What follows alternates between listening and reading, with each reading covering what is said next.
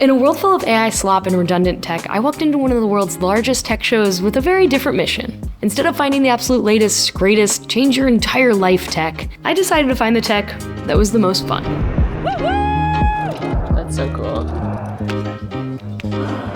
Oh my god. But before I got to that, I had to go through a lot of this. Oh my god.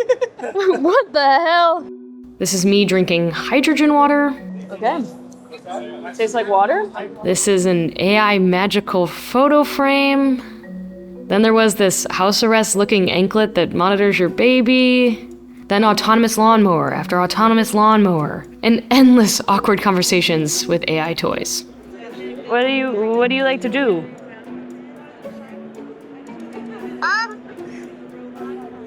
Now, there was this. This is a lollipop that uses bone conduction tech to play a song that only you can hear. Hear it?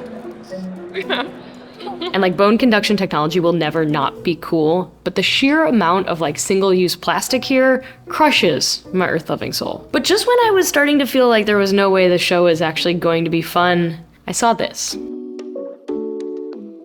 You aren't dreaming, that's an M1 Max MacBook Pro with a touchscreen. This is the Magic Screen by Intricuit, and it'll be launching on Kickstarter in the coming months for $139. It's a magnetic piece of flexible glass that snaps onto a MacBook. It's any M-series MacBook except the M1 Air, then plugs in via a single USB-C and allows for touchscreen navigation of your computer. There's palm rejection, pressure sensitivity, and it comes with a stylus that the company claims has 100 hours of battery life off a single charge. Plus, the screen can be used off of your computer for a sort of Wacom-style tablet mode. When on your laptop though, you obviously can't close it with this piece of glass on, so there are these little ridges down here that prevent that. And in my limited time with Magic Screen, the company certainly has a bit of work to do with sorting out touch nearest the edges, but otherwise, within minutes I was instinctively touching my screen. Drawing, navigating, moving my canvas, and as someone who draws a lot of these and these, yeah, this is a product I can get behind. But cooler than the product itself were the folks making it. Everyone at this booth was either a friend or part of the family. Not some big company that's just trying to, I don't know, pump out millions of these, though I'm sure that they hope to sell a lot of these. And as they were telling me about the product, it was just abundantly clear how much they care about it, how much they want to make it like good for its users. And that's just so rare in tech these days. And it just felt incredibly cool to be around. But of course it was CES, so I didn't have a ton of time to spend with these folks, and my next stop, it was a booth with just as much enthusiasm, but a bit more fame. For the very first time in the company's history, LEGO was at CES, and I was lucky enough to get a demo of their very first smart product. But it wasn't just any demo. It was a sort of magical walkthrough of ducks squawking and police cars with sirens and helicopters that made sounds. So now we can fly around. And again, it's generated on how I'm moving. If I'm moving very slowly, the engine will go slow. Fast, it will go fast. If I do something crazy, it will give me alarms. Do not fly upside down with a helicopter, don't do that. And judging by the looks on the familiar faces in the room, I wasn't the only one who fell completely in love with the magic that a smart Lego can create. We can also go in attack mode, opening up the wings. This is a Lego Smart Brick. It has sensors, accelerometers, light sensors, a sound sensor, and even a miniature speaker driven by an onboard synthesizer. When paired with what the company calls smart tags and Lego Smart minifigures, the brick reacts and makes noise or turns colors. I mean, the toy completely comes to life, but even more magical is that the bricks are charged on this wireless charging pad. LEGO tells me that this brick and system is over 8 years in the making, and for now, these bricks will be limited to 3 Star Wars branded builds that range from $70 to $160 that are available for pre-order now, and it will be shipping early this spring. But I cannot wait to see what folks build with this thing or how they jailbreak this little brick. I just think there's endless possibilities here, and I don't know, as someone who grew up playing with Legos, man, do I wish I had this when I was a kid.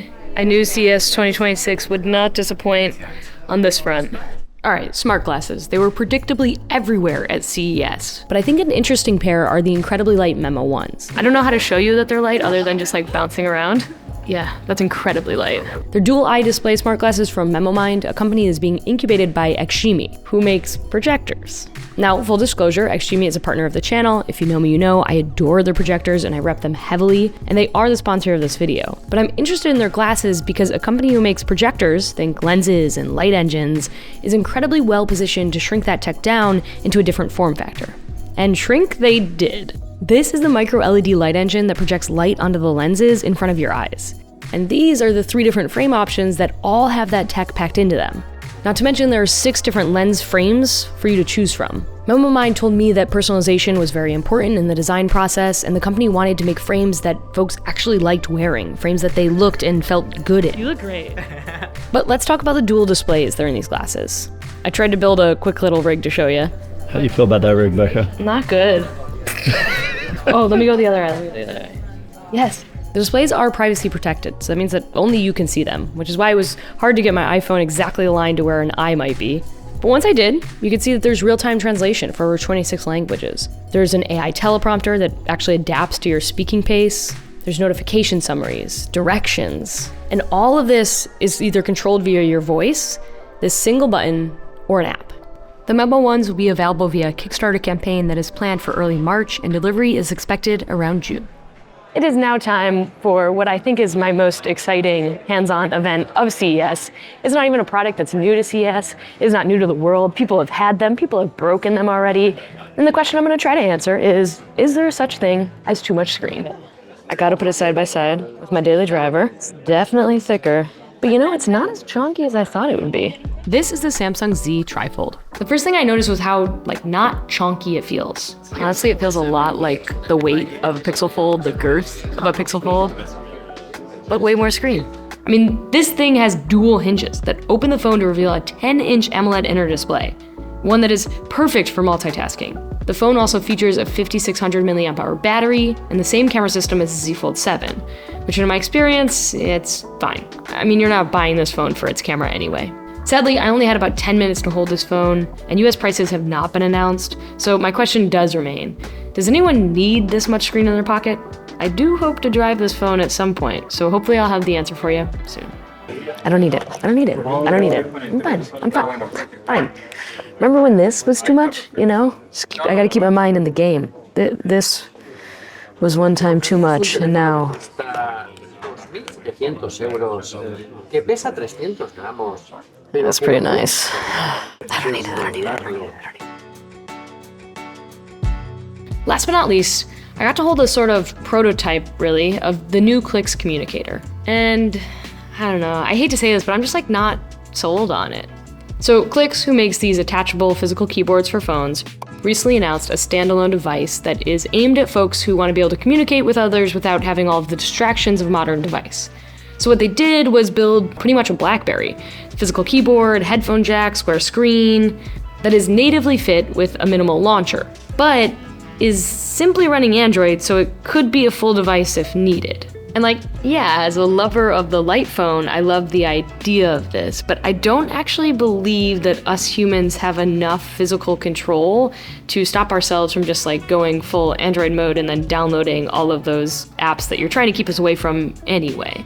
But again, I haven't used this device. I only held a dummy version of this device and was told the specs, so please don't take any of my opinions as facts just yet. You can pre-order this device for $400 now. It'll ship later this year, and you can bet your bottom dollar I will be reviewing it.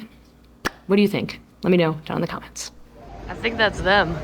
What the hell? This is insane. Now there was one more thing I got to see at CES that was by far the most fun gadget of all. This is Antic, the very first electric mini bike from the makers of OneWheel, who I made drive me all the way up to Red Rocks Park, just outside of Vegas, to ride around on. Oh yeah, perfect day. It was windy as hell and absolutely freezing. But I was living all my dreams. The bike is styled after a classic 70s mini bike, but features wide sort of go-kart-esque tires that inspire you to lean to turn rather than actually rotating the handlebars. And very quickly, I was way too comfortable absolutely ripping on this thing. Oh my God! There's a hand throttle for power and hand brake for the front wheel, while the back wheel utilizes regenerative braking. Now, this setup means that you always need at least one hand on the handlebars to ride this bike, and probably two if you want to be incredibly steady. But the main feature of this bike is the OneWheel mode, in which the bike's sensors and algorithms lock the bike into a balance-assisted wheelie mode. But let me tell you, the learning curve is incredibly steep.